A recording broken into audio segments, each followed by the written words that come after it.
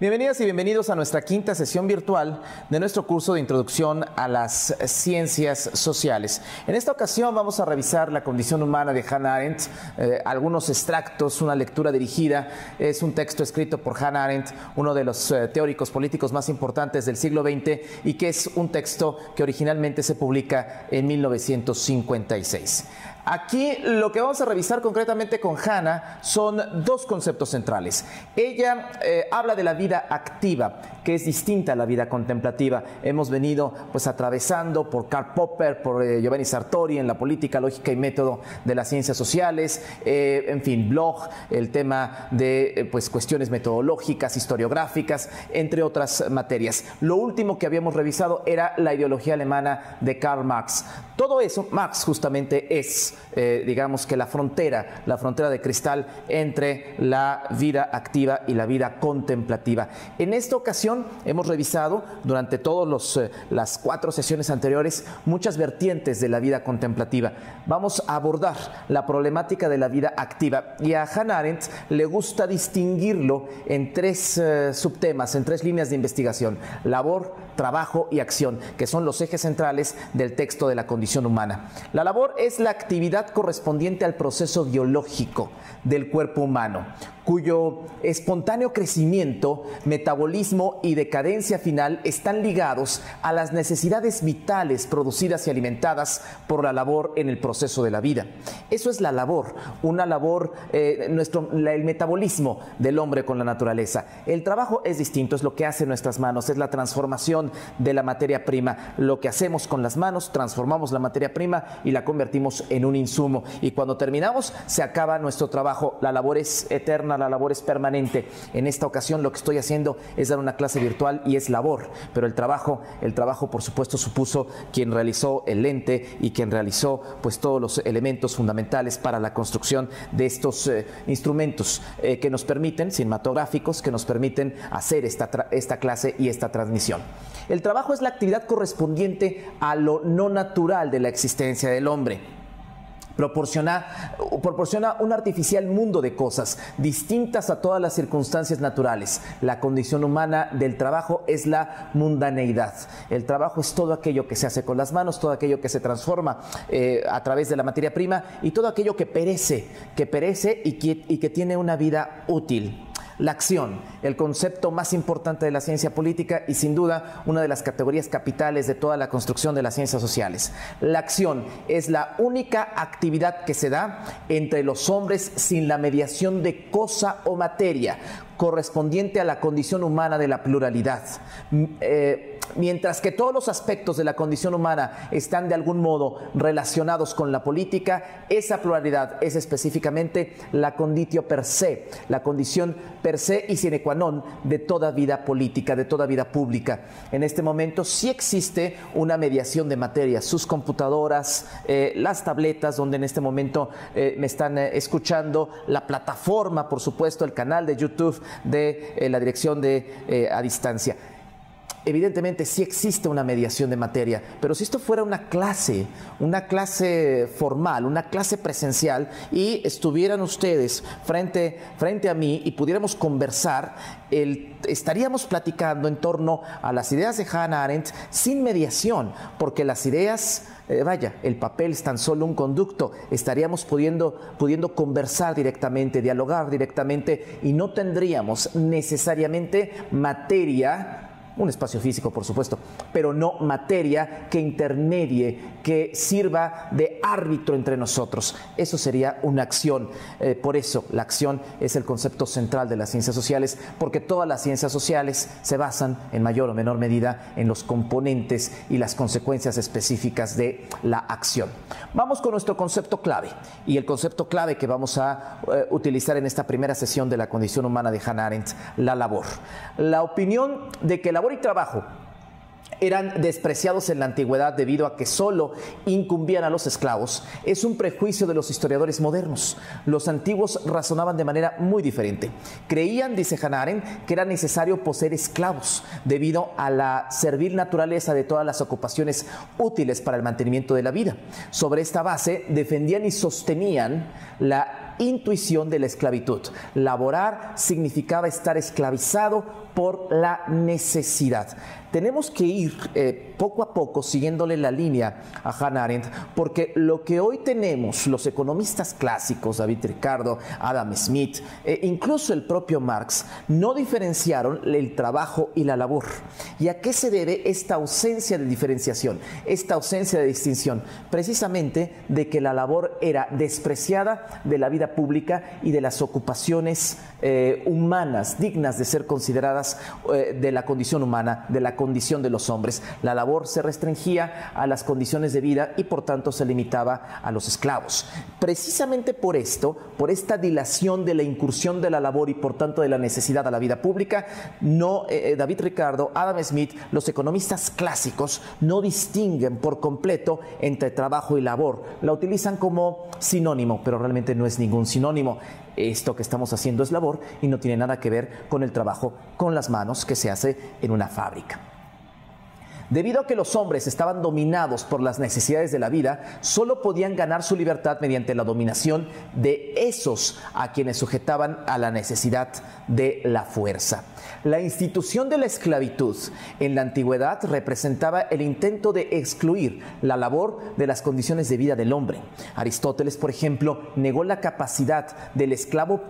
Aristóteles no negó la capacidad del esclavo para ser humano, sino únicamente el uso de la palabra hombres para designar a los miembros de la especie mientras estuvieron totalmente sujetos a la necesidad. Los esclavos no podían ser designados hombres, sin embargo eso no quería decir que los esclavos, al estar sujetos a la necesidad y por tanto al estar sujetos a la labor, no perteneciesen a la condición humana. Recordemos que Aristóteles libera a sus esclavos en su lecho de muerte, obviamente porque ya no necesitaba, ya no iba a estar entre los hombres, ya no iba a estar en el mundo y ya no necesitaba las labores que estos esclavos le facilitaban.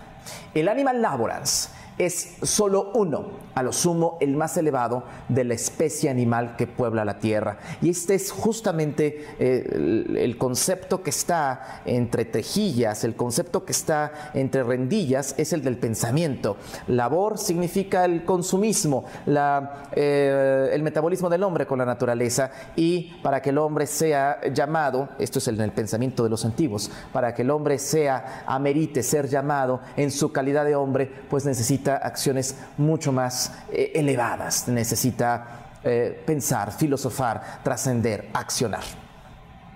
Con el auge de la teoría política, incluso la actividad política quedó nivelada al rango de la necesidad, que en adelante pasó a ser el denominador común de todas las articulaciones dentro de la vida activa. Aquí hay un elemento fundamental. La labor se encontraba en la privacidad, la labor se encontraba en aquellos animal laborans, la labor se recluía más allá y fuera del espacio público.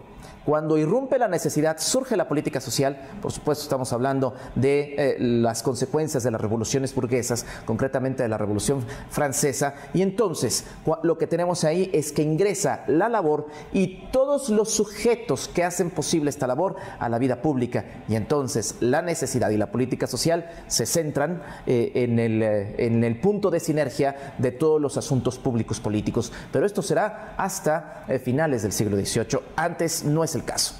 El motivo de la elevación de la labor en la época moderna fue su productividad. La en apariencia blasfema noción de Marx al afirmar de que la labor y no Dios creó al hombre, o que la labor y no la razón distinguía al hombre de los otros animales, únicamente era la formulación más radical y consistente de algo sobre lo que estaba de acuerdo toda la época moderna. O sea, cuando dice que la labor constituye y forja a los hombres, está Marx perfectamente sentado en la tradición del pensamiento político occidental. Quizá la tradición de este pensamiento que se ha extinguido, quizá una buena puerta de entrada y un buen vaso comunicante con ella es, sin duda, el pensamiento de Karl Marx.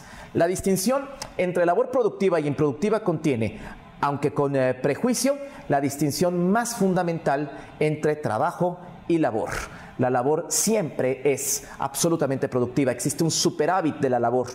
La labor que suponen las ideas de Hannah Arendt al momento de escribir este texto tiene un superávit, tiene una productividad, y es precisamente esta que estamos analizando esta mañana a través de esta sesión virtual. Nos ha servido a nosotros para adentrarnos a dos conceptos capitales de las ciencias sociales. Y por supuesto, esta reflexión que estoy haciendo y estas notas al pie que estoy haciendo en relación al pensamiento de Hannah, a ustedes les servirá para una actividad concreta, y así sucesivamente. Y quizá en otra clase, teoría de la Constitución, teoría del Estado, sistemas jurídicos contemporáneos, sea reutilizado esta labor de Hannah, esta labor de mi persona en la explicación, la labor de ustedes mismos en su tarea, en su actividad. Tal vez todo esto sea reutilizado, reelaborado para generar un nuevo insumo, un nuevo producto. La productividad de la labor es inacabable. Marx, anonadado por la productividad sin precedentes de la humanidad, tuvo la casi irresistible tendencia a considerar toda la labor bajo y a referirse al animal laborans en términos mucho más adecuados al homo faber, confiando en que solo era necesario un poco más para eliminar por completo la labor y la necesidad. ¿Qué contiene la actividad laboral? Productividad, ya lo veníamos adelantando. Dicha productividad se basa en el poder humano, cuya fuerza no queda agotada cuando ha producido los medios para su propia subsistencia y supervivencia, que es capaz de generar, lo que estábamos diciendo hace un momento, un superávit, más de lo necesario para su propia reproducción. ¿Qué explica la productividad de la labor? El superávit del poder de la labor humana. La inclusión de Marx de este término construyó, como acertadamente Engels señaló, el elemento más original y revolucionario de su sistema de pensamiento. Aquí mismo se ve este superávit del poder de la labor humana. Hannah Arendt está escribiendo en torno a ideas de Marx, y nosotros estamos reflexionando en torno a las ideas de Marx y a la lectura de Hannah Arendt sobre el pensamiento marxista. Todo laborar es productivo, eso es un hecho consumado. La productividad del trabajo se mide y calibra según las exigencias del proceso de la vida para su propia reducción. Radica en la potencial plusvalía inherente a la fuerza de trabajo humano, no en la cualidad o carácter de la cosa que se produce, que esto es central. El trabajo se limita, un control, un monitor que me permite cambiar la diapositiva, se limita a esa función, a esa utilidad, y no nos puede servir para nada más. Su utilidad extingue su propósito. La labor no. La labor siempre tiene elementos mucho más ricos, mucho más inacabables, que eso es lo que hace profundamente rico la labor. El trabajo se extingue, el trabajo se acaba, la labor ahí permanece. Parece que la diferencia entre labor y trabajo, que nuestros teóricos tanto se han obstinado en olvidar, se convierte simplemente en una diferencia de grado. No conoceríamos lo que es una cosa sin tener ante nosotros el trabajo de nuestras manos.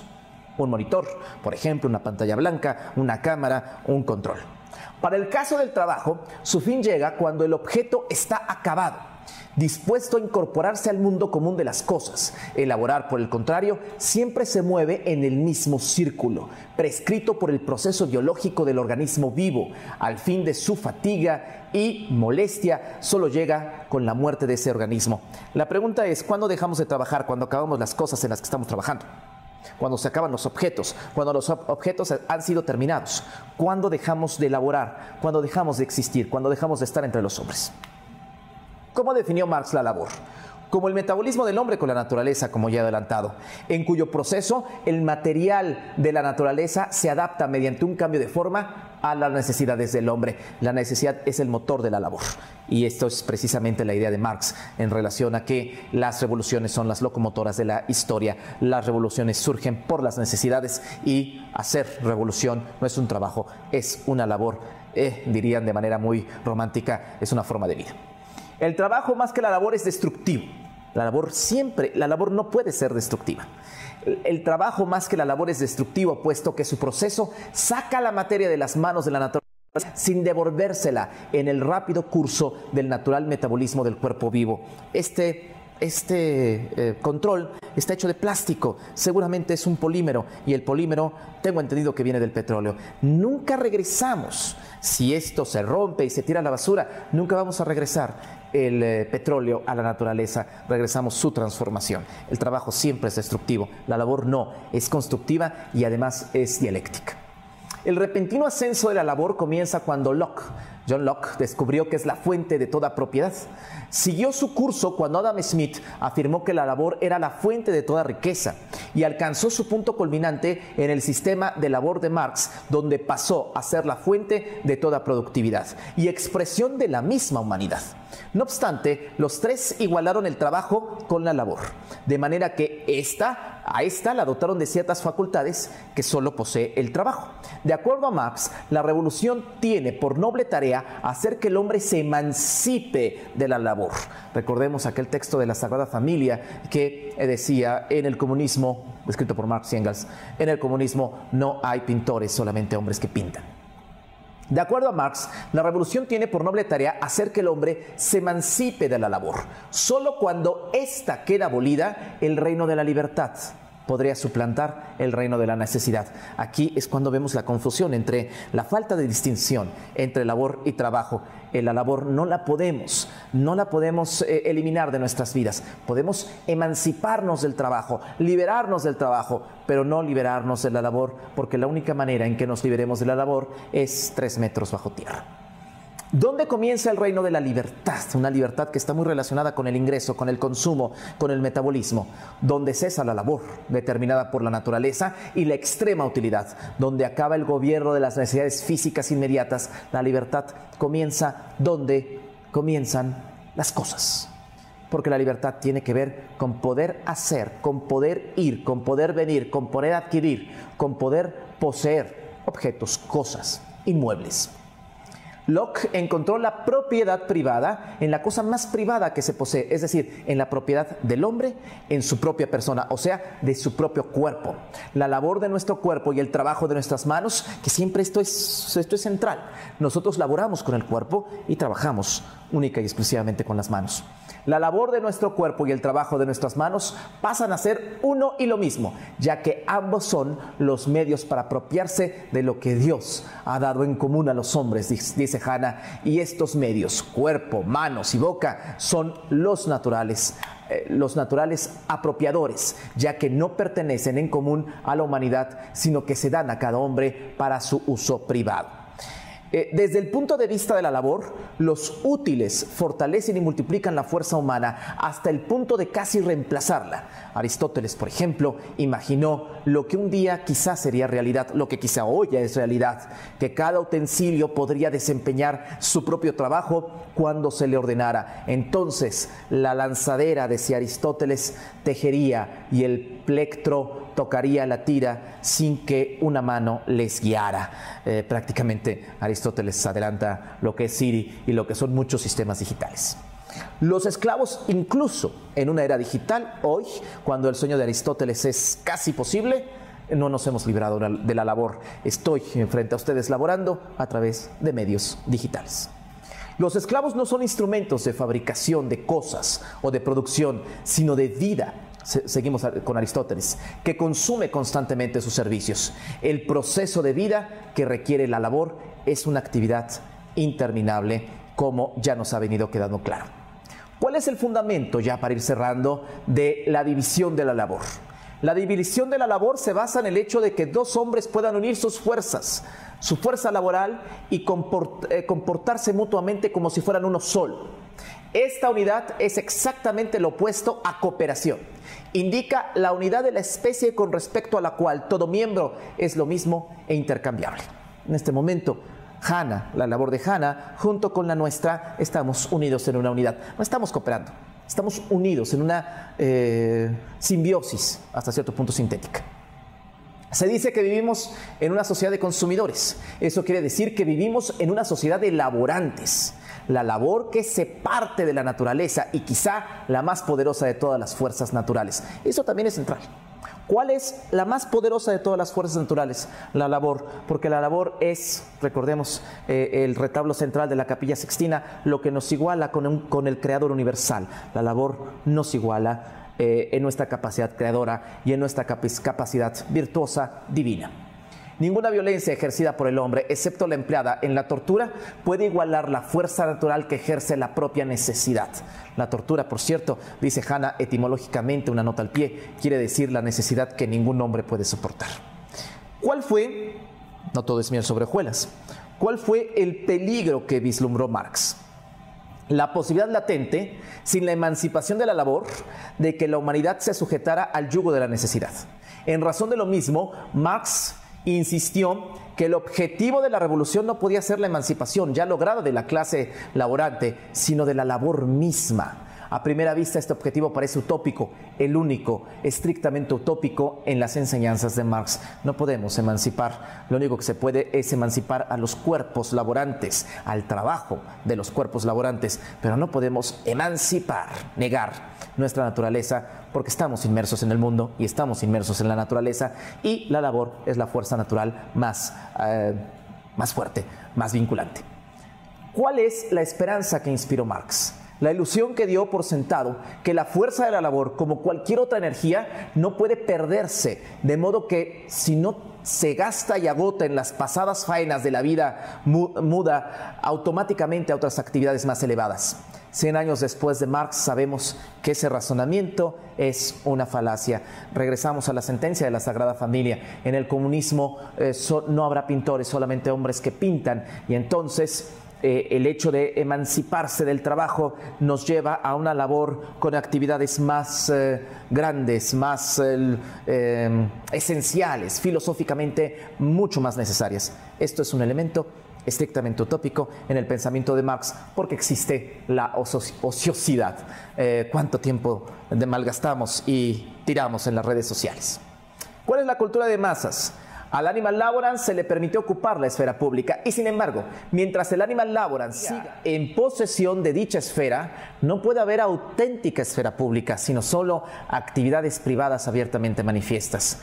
El resultado es lo que llamamos un eufemismo como cultura de masas. Con eufemismo, una cultura de masas. El hecho de que el trabajo haya entrado la necesidad a la vida pública. Esta es una tesis muy controversial de Hannah Arendt, pero que se sostiene de manera muy profunda en la teoría política. El hecho de que la necesidad del trabajo haya entrado a la vida pública le resta calidad a la vida pública, porque convierte el espacio público político en un espacio público, en una serie de vínculos manifiestos entre los hombres. El mundo no está formado por cosas que se consumen, sino por cosas que se usan. Cuando más fácil se haga la vida en una sociedad de consumidores o laborantes, más difícil será seguir conociendo las urgencias de la necesidad. Y es cierto, ¿cuántas veces el capitalismo, la sociedad pequeño burguesa, ha generado una serie de necesidades completamente artificiales y que hoy estamos presas de ellas? El peligro radica en que tal sociedad, deslumbrada por la abundancia de su creciente fertilidad y atrapada en el suave funcionamiento de un proceso interminable, no sea capaz de reconocer su propia futilidad. Y esto son palabras que vienen desde la década de los 50 del siglo pasado y que retumban en el siglo XXI, que retumban en la segunda década del siglo XXI. ¿Por qué? Porque hoy tantas necesidades artificiales y tantas necesidades creadas que hemos extraviado lo que realmente es vital, lo que realmente es esencial y lo que realmente es necesario. Amén de una cultura de masas, amén de una masa de consumidores muy propicia para la reproducción del capitalismo. La próxima sesión analizaremos la condición humana, pero en esta ocasión el concepto de acción, el más importante en las ciencias sociales. Hasta la próxima.